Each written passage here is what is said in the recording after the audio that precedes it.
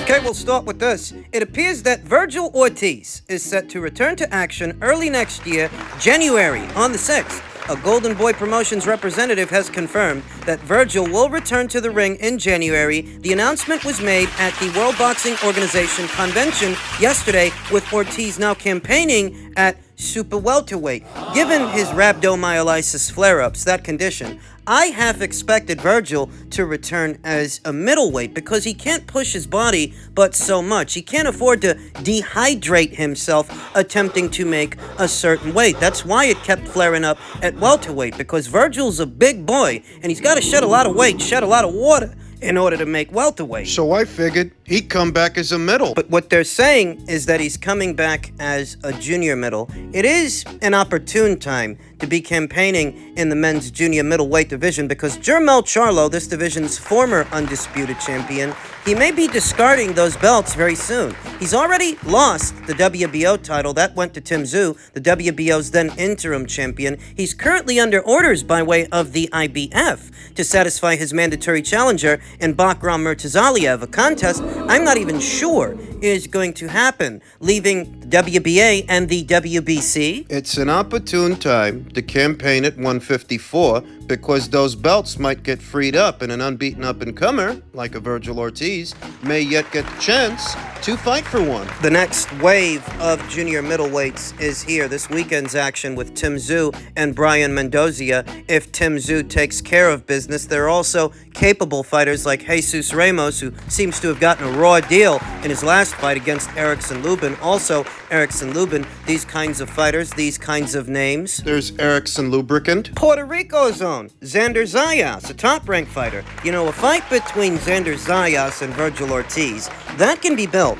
That can be built up into something big that perhaps it doesn't happen at junior middle, but the initial conversations, the initial talks about it might start up to where maybe the fight happens down the line at middle when the fighters are a bit older and more maturated. That's also something you want to consider. Someone. Between Xander Zayas and Virgil Ortiz, that age-old Mexico versus Puerto Rico rivalry, it can be revived in men's boxing, not dissimilar from what we see at 168 between Puerto Rico's own Edgar Berlanga and Mexico's own Diego Pacheco. Could see something like that at 154 or 160 between Xander and Virgil. But Virgil, he has to hold up his end of the bargain. He has to take care of business in January. I don't know who they're going to put him in there with. It wouldn't surprise me if they put him in there with a guy who used to campaign as a welterweight but is now campaigning at junior middle, or maybe moves up to junior middle for this fight. They've got to ease Virgil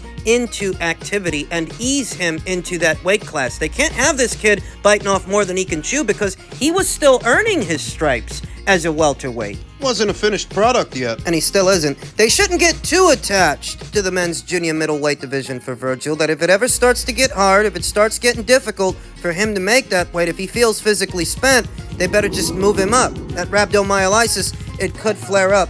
And they just need to get him busy, get him active, get him a couple of fights, get him back out there, let people have a look at him, and let him work on things. Very exciting fighter. Very young. Very big for 147 pounds. You know, I never figured he was going to spend a whole lot of time there. He's actually a bigger, much bigger welterweight than guys like Keith Thurman and Danny Garcia and Sean Porter. Virgil Ortiz was always very big for 147 pounds. The kinds of physical dimensions to where he could probably cap out as a middleweight when he's older and more maturated. Questions as to whether or not Virgil Ortiz can stay in character. Will his power carry? The power that he carried at 147, will it carry over at 154? Because he's young and because of his frame, I think it can and I think it will. I think he will feel more invigorated, not having to boil all the way down to 147. I think he'll do all right. For now, keep your eyes peeled for the ring return of Virgil Ortiz early next year, and we'll see who he ends up fighting. Upstairs at Cruiserweight, on the heels of his first successful title defense as IBF Cruiserweight champion, Jai Opetaia sat down with No Smoke Sport, and he talked about his win over Thompson, a possible Mayris Briedis rematch, and wanting Chris Billam-Smith next. Frustrations with promoters and networks putting themselves above their fighters. My thoughts, Jai Opetaia might have his heart set on CBS. a Chris Billam-Smith fight, a unification match. But Chris is all tied up. Word round the campfire is he may be fighting before this year is out against Matthias Masternak, and we'll talk about that, though. Talking about this, Chris Billam-Smith is over there at Sky Sports and Boxer, whereas Jai is over there at Matchroom and DAZN / No Limit. There are political boundary lines that would prevent such a fight from taking place, among other things. The Cruiserweight division in previous years was not as political as it is now, but when major promotional outfits and major platforms make an investment, things can get complicated. So what's Jai's best bet at landing a unification match? Well, it's not Chris Billam-Smith, WBO champion. It's not Arsen Goulamarian, WBA champion. It's not him either. His best bet at landing a unification match would have to be the winner of Makabu versus Gavor. Noel Gavor, what's supposed to be going down before this year is out for the newly vacated WBC title that Badu Jack left behind. Badu Jack, who's on his way north of Cruiserweight up to Bridgerweight to take on Poland's own Lukas Rozansky. That if Jai Opetaia is in the market for a unification match, that would have to be his best bet. The winner of that fight, whether it's Lunga Makabu or Noel Gavor for the green belt. Yeah. And you could give Jai Opetaia reasonable odds to beat either of those guys, either Lunga Makabu, the former champion, or Noel Gavor, the former world title challenger. Jai is a very talented fighter. A diamond in the rough that could fast become the biggest name in Australian boxing. Things really are shaking, rattling, and rolling in the men's cruiserweight division. Jai wants a fight. He wants a fight with Chris Billam-Smith, but word round the campfire is the WBO has granted cruiserweight champion Chris Billam-Smith a voluntary defense in December on the condition that he faces his mandatory challenger, Richard Riakporhe, afterwards. Wait a minute. So he's fighting Masternak, then if he wins, he's got to fight Riakporhe. Where does that leave Lawrence Okolie? What about his rematch clause? 2 days ago, Chris Billam-Smith talked to the people at Seconds Out, and it seems that the opponents that are in the running are either Lawrence Okolie or Matthias Masternak. And Chris Billam-Smith, compared to those fighters, he's a bigger ticket seller than they are. You know, Matthias Masternak, he's a capable fighter, but he's not a big name anywhere. And Lawrence just isn't a fan-friendly fighter. There's not a lot of nice ways for me to say that. Rumor has it that the network, the platform, Sky Sports, they don't want to do that second fight. They don't want to do that second fight between Chris and Lawrence Okolie, even though the WBO allowing Chris a voluntary would allow him to honor that rematch clause. That's what it would do. The problem is, the worst thing that could happen for Boxer, the worst thing that could happen for Sky Sports, the worst thing that could happen is you actually do that rematch between Chris and Lawrence actually wins. Lawrence actually gets the title back. People don't want that. There's not a lot of nice ways for me to say that. Lawrence Okolie, in spite of his legal right to a second fight, his legal right to a rematch, he is neither the ticket seller that Chris Billam-Smith is, or the fan-friendly fighter that Chris Billam-Smith is. Those two things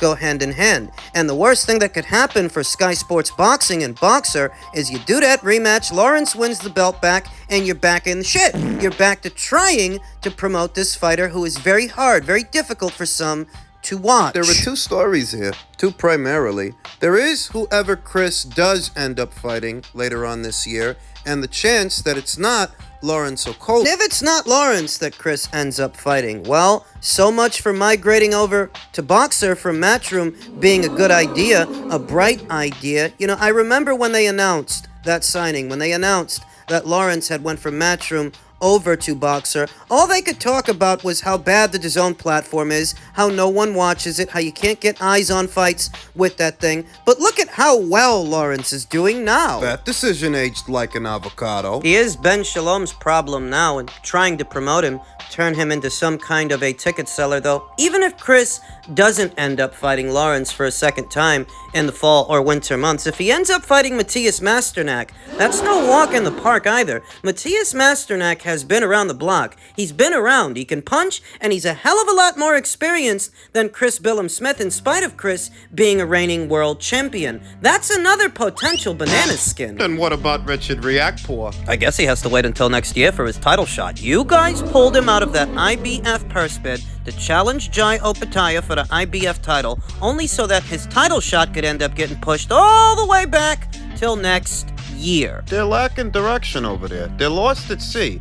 Ever since the absence of Adam Smith, who was a fixture on Sky Sports Boxing, it seems like they're just all over the place with their decision-making. We don't actually know where Adam Smith went or why, but it doesn't look like he's coming back, and ever since his absence, it just seems like things are topsy-turvy, like they're lost at sea over there, they're lacking direction. So you pull Richard Riakporhe out of that purse bid because you don't want to risk him crossing over to Matchroom, but what do you have to offer up as an alternative? A title shot at some point next year, presumably in the second quarter. It's a mess. Finally, as it pertains to cruiserweights and light heavyweights, Zurdo Ramirez wants to run things back with Dimitri Bivol. Zurdo Ramirez, who is now campaigning as a cruiserweight, is targeting the man that gave him his first professional loss down there at light heavyweight, once seemingly out of options. Zurdo has a ton of them now. Any of the cruiserweight title holders will placate him. So would a matchup against Canelo Alvarez. They're all great choices, but if the decision were his and his alone, Zurdo would pick up the phone and give Bivol a call. It wasn't just that he took his undefeated record.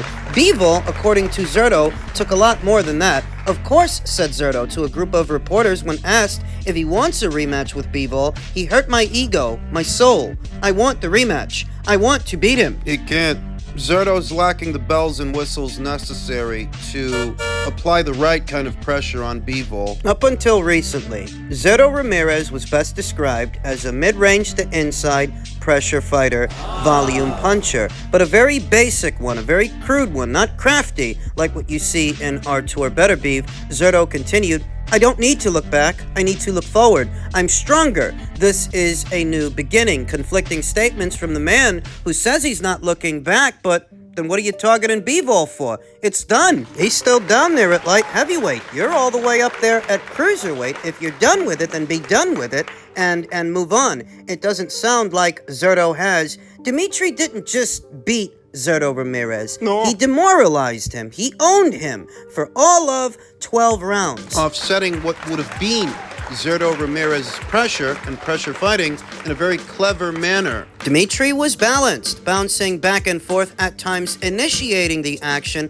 to force Zurdo Ramirez to shift his weight onto his back foot, then bouncing out of range if Zurdo would try to counter. Dimitri was leading the dance, and Zurdo wasn't used to that. Dimitri Bivol, who Eddie Hearn pins for either a December or January return, while he is still optimistic about making the undisputed title fight, the fight between Dimitri Bivol and Artur Beterbiev, Callum Smith. If Callum ends up beating Artur, Eddie Hearn says, we're mulling over an international fight for Dimitri. Actually, on the same night as Haney, Hearn told Boxing News. We'll see if that plays out. If not, he can still go December, but maybe also very, very, very early January. But it's still the front runner for him to get out in December. Vadim Kornilov, the manager of Bivol, indicated on his X account that a fight announcement for Bivol will soon be made. It has not been a good year for Dimitri Bivol. It has not been productive at all. WBC telling that guy they would not sanction a fight between him and Artur, thereby preventing Undisputed from happening.